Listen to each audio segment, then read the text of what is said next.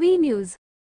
ಚಿಕ್ಕೋಡಿ ತಾಲ್ಲೂಕಿನ ಕೇರೂರು ಗ್ರಾಮದಲ್ಲಿ 15 ರಿಂದ 20 ಜನ ಯುವಕ ಯುವತಿಯರ ಗುಂಪು ಸೇರಿ ಸ್ಥಾಪಿಸಿದ ಉಚಿತ ಗ್ರಂಥಾಲಯ ಹಲವು ವಿದ್ಯಾರ್ಥಿಗಳ ಭವಿಷ್ಯ ನಿರ್ಮಾಣಗೊಳ್ಳಲು ಸಹಕಾರಿಯಾಗಿದೆ. ಕಳೆದ 6 ವರ್ಷಗಳ ಹಿಂದೆ ಸ್ಥಾಪಿಸಿದ ಉಚಿತ ಗ್ರಂಥಾಲಯ ಸೇವೆಯಿಂದ ಸ್ಪರ್ಧಾತ್ಮಕ ಪರೀಕ್ಷೆ ಬರೆಯಲು ಅನುಕೂಲವಾಗುತ್ತಿದೆ. ಪ್ರತಿದಿನವೂ ಗ್ರಂಥಾಲಯದಲ್ಲಿ ಓದಬಹುದು, ಮನೆಗೆ ಪುಸ್ತಕಗಳನ್ನು ಎರವಲು ಪಡೆದು ಓದಬಹುದಾಗಿದೆ. ಆದರೆ ಎಲ್ಲವೂ ಇಲ್ಲಿ ಉಚಿತ. ಸ್ಪರ್ಧಾತ್ಮಕ ಪರೀಕ್ಷೆಯಲ್ಲಿ ಗ್ರಾಮೀಣ ಭಾಗದ ಮಕ್ಕಳಿಗೆ ಅನುಕೂಲವಾಗಬೇಕೆಂಬ ಕಾರಣದಿಂದ ಸ್ಪರ್ಧಾತ್ಮಕ ಪರೀಕ್ಷೆ ಎದುರಿಸಲು ಅನುಕೂಲವಾಗುವ ದೃಷ್ಟಿಯಿಂದ ನಿರ್ಮಾಣ ಎಂಬ ಹೆಸರಿನಲ್ಲಿ 2019 ರಲ್ಲಿ ಯುವಕ ರವಿ ಪಾಟೀಲ ಎಂಬುವವರ ನೇತೃತ್ವದಲ್ಲಿ ಗ್ರಂಥಾಲಯ ಸ್ಥಾಪಿಸಲಾಗಿದೆ. ಸಿದ್ದು ನಾವಿ, ವಿಠ್ಠಲ ಕೇಸ್ತಿ, ಟಿ.ಎ. ನದಾಫ್, ರಾಜು ಮಾಳಿ, ಜಯಶ್ರೀ ಶೆಟ್ಟಿ, ರೇಖಾ ಆಲಗೂರೆ, ಮಾಧುರಿ ಸಿಂಧೆ, ತಮ್ಮಣ್ಣ ಗಡದೆ, ಜನಾರ್ದನ ಸಾಳುಂಕೆ ಎಂಬ ಯುವಕ ಯುವತಿಯರೆಲ್ಲರೂ ನಿರ್ಮಾಣ ಗ್ರಂಥಾಲಯ ಪ್ರಾರಂಭಕ್ಕೆ ಕಾರಣರಾದವರು.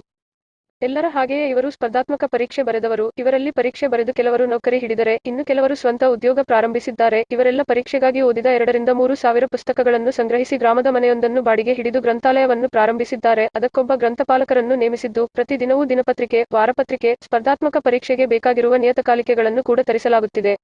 6 ವರ್ಷಗಳಲ್ಲಿ ನಿರ್ಮಾಣ ಗ್ರಂಥಾಲಯದ ಅನುಕೂಲತೆಯಿಂದ ಸ್ಪರ್ಧಾತ್ಮಕ ಪರೀಕ್ಷೆ ಬರೆದು 30ಕ್ಕೂ ಹೆಚ್ಚು ಯುವಕ ಯುವತಿಯರು ಸರ್ಕಾರಿ ಹುದ್ದೆಯನ್ನು ಪಡೆದುಕೊಂಡಿದ್ದಾರೆ. ಅರಣ್ಯ ಇಲಾಖೆ, ಅಗ್ನಿಶಾಮಕ ದಳ, ಪೊಲೀಸ್ ಇಲಾಖೆ, ಶಿಕ್ಷಣ ಇಲಾಖೆ, ಕಂದಾಯ ಇಲಾಖೆ ಸೇರಿದಂತೆ ವಿವಿಧ ಇಲಾಖೆಯಲ್ಲಿ ಎಫ್ಟಿಎ, ಎಸ್ಟಿಎ, ಪೊಲೀಸ್ ಪೇದೆ, ಶಿಕ್ಷಕರಾಗಿ ಸೇವೆ ಸಲ್ಲಿಸುತ್ತಿದ್ದಾರೆ.